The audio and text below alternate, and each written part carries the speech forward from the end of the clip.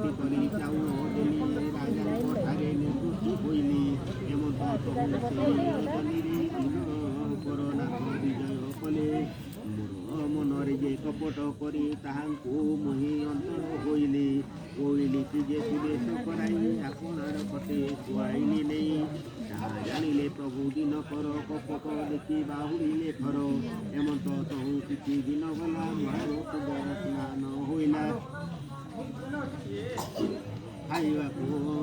ବଳିଲା ମନ ଲେଉଟିଆ ଶାଗ ଭଲ ମାତ୍ର ଦେବ ମୁଇଁ ଖାଇଲି ଖାଇବା ମାତ୍ରେ ଗର୍ଭବାସ ହେଲି ରାଜା ଶୁଣିଲେ ରାଲି ବ୍ରାହ୍ମଣୀ ମେଲାଣି ଦେଲେ ଯାହାର ପ୍ରତିଦିନ କରନାଥ ଦଣ୍ଡିବାକୁ କେହି ନୁହେଁ ସାମର୍ଥ ଅଛି ଦୁପାଶେ ଜମୁକୁ ସୂର୍ଯ୍ୟର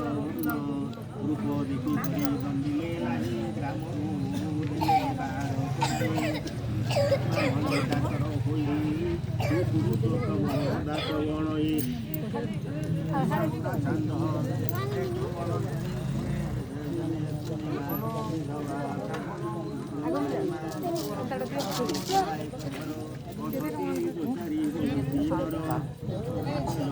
ପଞ୍ଚମ